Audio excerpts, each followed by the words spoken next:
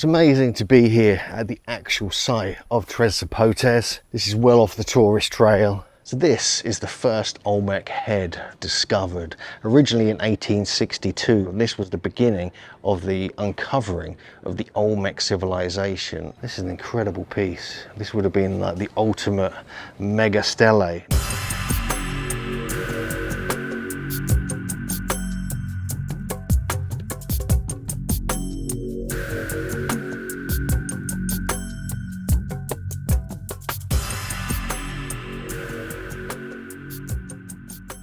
Hey Megalithomaniacs, here we are at the Museum of Zapotes in Veracruz, Mexico. Amazing pieces they have here, including a colossal Olmec head, the first one ever discovered, first reported in 1862. The site is amazing. It's about a mile north of here, but it's all been moved here now. They're actually reconstructing it at the moment in February 2025. But it's always a pleasure to come to the Olmec heartland, and we're going to go inside and see what we can see. We're going to get some good footage for you. We're going to analyze some of the artifacts and statues, and we're going to get some scans. So let's go in and take a look. So this is the first Olmec head discovered, originally in 1862 by Joseph Maria Melgar. Now this was a discovery that was kind of mentioned. It wasn't really researched again until 1925 by Franz Bohm and Olivier Lafarge, who wrote a book about their travels through this whole part of the world. They actually found many different Olmec sites and different artifacts and statues, even other colossal heads at La Venta and other places. But it wasn't until 1939 that the remarkable researcher, the archaeologist Matthew Stirling and his team came here on a hunch, on a kind of report from these early excavations, these early discoverers, and actually found this, just the top of the head sticking out the ground. And this was the beginning of the uncovering of the Olmec civilization of ancient Mexico, and this was before the Maya. There has been some damage to this particular head. You can see the eye and the nose.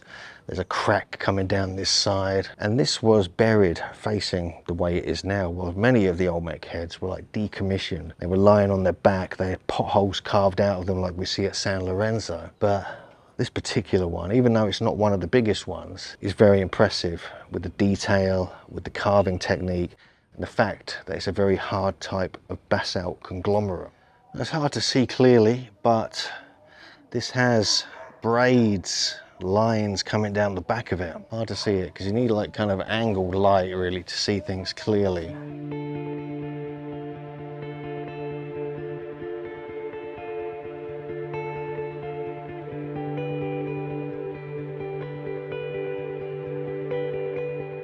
This piece here is fascinating. This was discovered in 1925.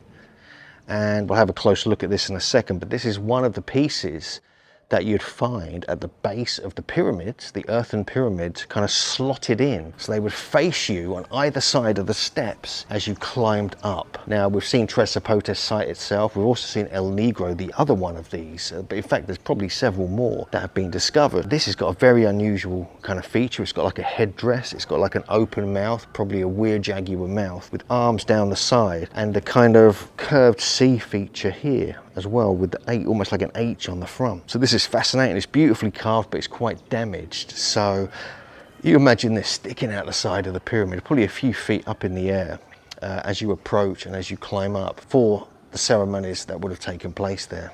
And it does remind me, there are actually things like this you find in Egypt as well, the same kind of principle, where they're like slotted in to the actual pyramids or the different temples themselves. Very unusual. The head's looking up.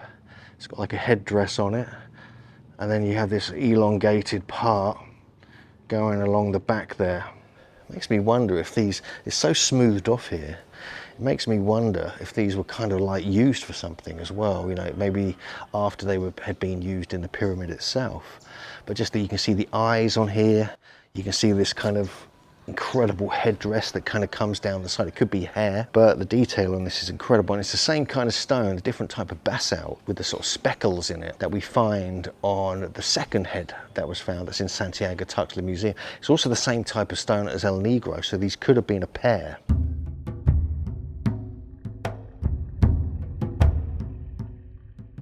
This one was probably at the base of a pyramid, protruding out the bottom with some kind of channel kind of carved out of this piece of rock. More cylinders and other pieces that are difficult to put in context, like this one here as well. So this is a very strange piece. This is actually a two-part piece, which we'll have a look at the second part in a moment, but it's actually a kind of head. If you actually look carefully, we've just got described this by the manager here, who let us in, thankfully, even though they're kind of rebuilding the whole site. But there are a couple of eyes there, and then thought to be some kind of nose. But they say if you turn it upside down, you have eyes again, and you can actually see, if you look on the bottom there, if you imagine that's upside down, so you've got a face on top and a face on bottom, then it had this thing wrapped around it, which we'll go and have a look at now, which has got acoustic properties. In fact, if you knock on this, then they let us do this, you can hear acoustics, but much more so on the second piece that comes with it. You can almost see the arms on it there on the back. So it's kind of sort of semi-humanoid anthropomorphic figure.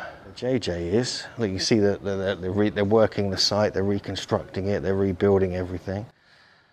We actually go over here, there's a second part to it. So this would have been kind of almost wrapped around it. Now we've been here before, and we kind of talked about the acoustic properties of this on previous visits, but this would have been like part of that statue, like a second part attached to it, then with acoustic properties. It's really interesting. This is the second part of the statue we just saw over there. It's almost like something you'd wrap around to get a kind of knocking effect. You see the gap here? It's almost like they would knock together and create this acoustic effect. Now we're okay, they said we could knock on it.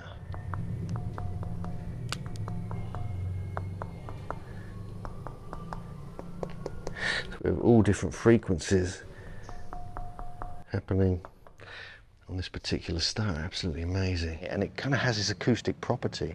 This is a very dark basalt, but it's a very unusual piece. I mean, it's so huge. And it was attached to a second piece. It looks like it's broken off. So it would have been one really bizarre, kind of large statue, but it had acoustics associated with it. So I'm not sure what to make of this. I'm not sure what it means, but I just find it incredibly fascinating that we have this here.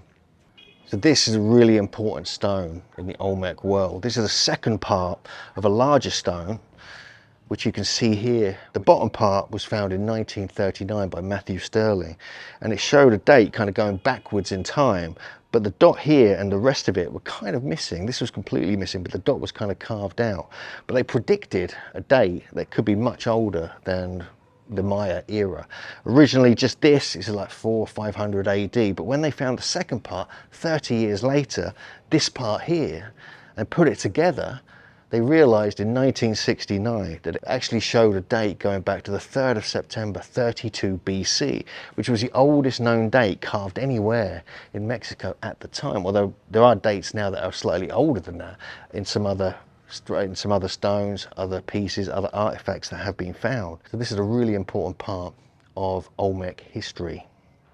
And even on the back, we have some amazing carvings as well, all carved around. You can kind of see the humanoid figure just about. It's hard to see, the light isn't great. You can actually see an image of it here. So the Olmecs really were the inventors of the long count calendar, the one that began in 3114 BC and ended on December the 21st, 2012. So Stela A is huge and impressive. Now we'll look at that in a second, but look, let's look at this image first, because this is the top of it. It's still like 25 feet tall. You've got like an Olmec head on the top, then you have other features coming down. You have three figures in fact, standing there like part of the stele. Then at the bottom you've got another, what looks like an Olmec type of head with fangs and a kind of strange bullet shape on it. And then down the sides of it as well, we have other things which we'll have a look at. But look at this. I mean, look at the size of this. This is just seriously megalithic. So this is Stela A, and it's massive. It is the biggest stone, I think, found at Zapotes. You've got a human face kind of here, like a weird jaguar face perhaps, with fangs coming down from it. You can see sort of shapes on it a little bit here. You've got 3 human figures, one of them in high 3D relief, perfect 3D, others low relief. You've got serpents and other animals coming down the side. As we saw in the image, you've got other features coming up here. Then it kind of turns into like a Olmec head on top here. And so there's so much going on here. There's other things. I mean, imagine what this would have looked like when it was new. It would have been quite something. But it's been very badly weathered. It's been damaged, kind of pretty much beyond repair. And you've got other features, arms, someone else coming down the side here.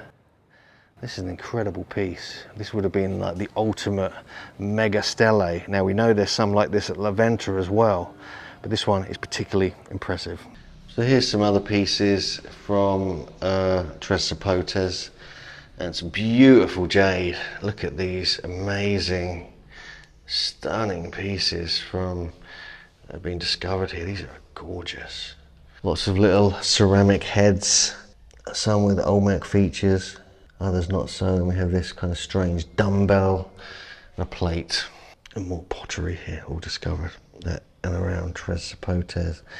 And that's got an interesting face carved on it. We have some other fascinating pieces over here. This is a huge disc, which was actually found, I believe, behind Stela C. Now this, I've seen the original photos of this, and you find this with many of the large and most important stela. You actually find these kind of behind it or in front of it as part of the sort of ceremonial area. And we saw some of these at the San Lorenzo Museum.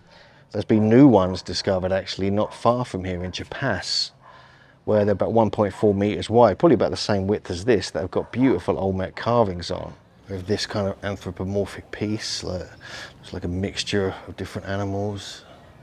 We have this beautiful stela here. So this is Monument D from Zapotes. This is pretty amazing. It's not very big, I mean it's about it's under my height. But this is a jaguar's kind of head or mouth with 3 people emerging from it. You can see the figures here all up and down here. They're holding staffs and different things. It's got like a step at the base with the kind of weird jaguar or jaguar head kind of mouth open.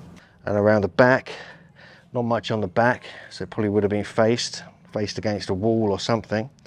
And then we have other features down here. We have kind of like a serpentine kind of spiral, different features. It's quite remarkable.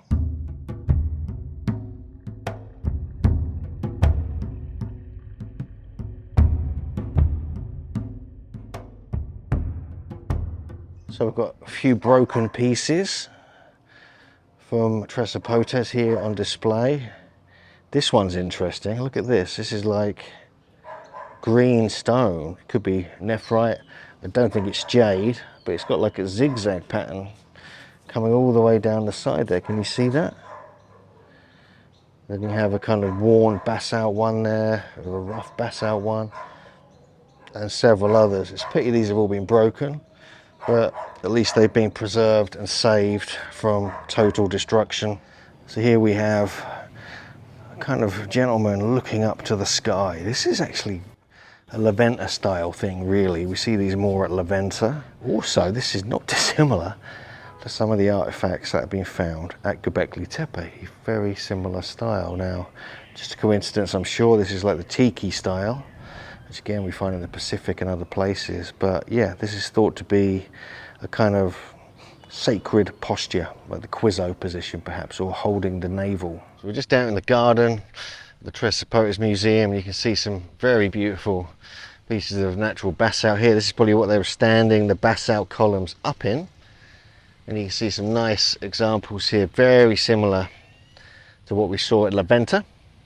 Whether there was some kind of ceremonial centre where the basalt columns were all placed upright, or whether it was actually one of the megalithic tombs, is unclear at this point.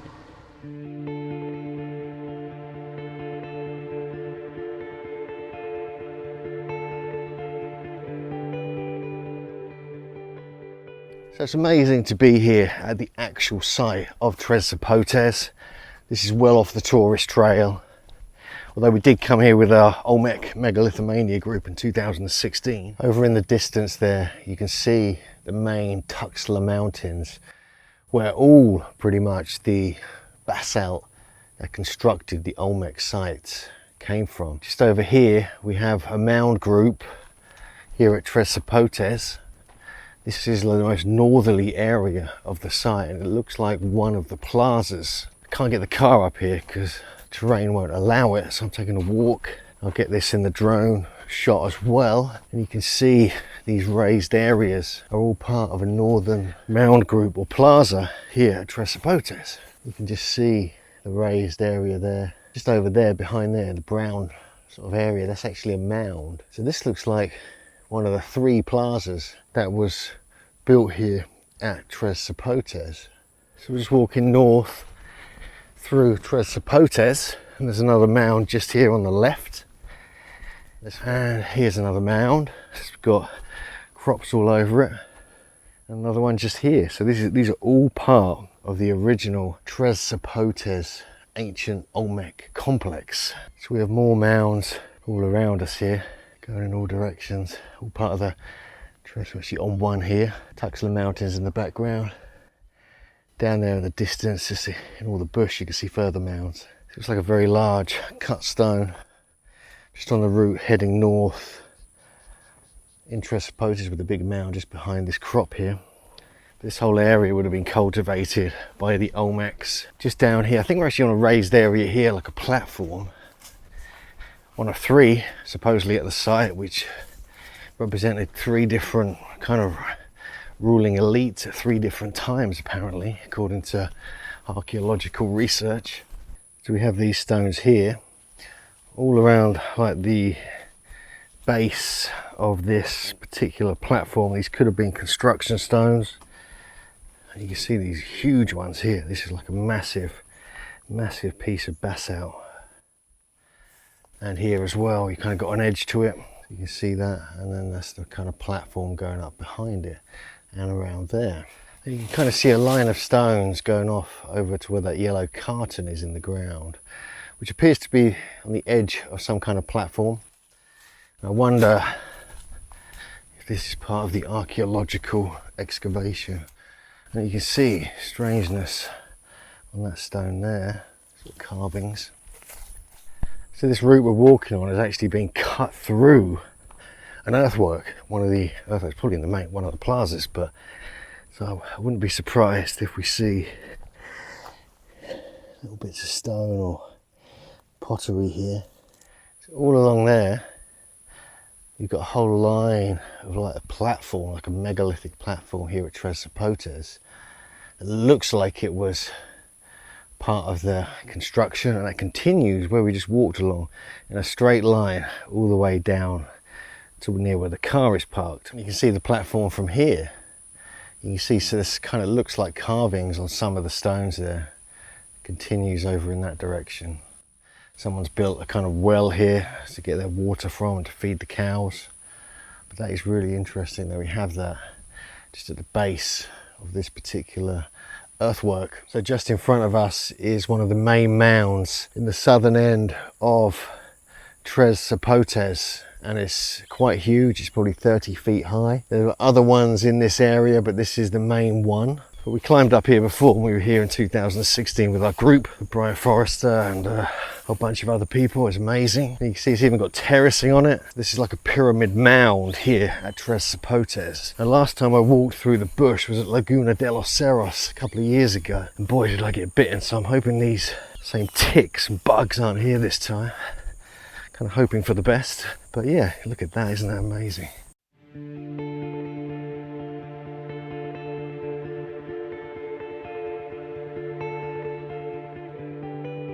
So we just finished our trip looking around Zapotes and in the museum here. Amazing artifacts. Let me know what you think in the comments, and we're going to continue exploring Olmec land, and we'll see you next time, Megalithomaniacs.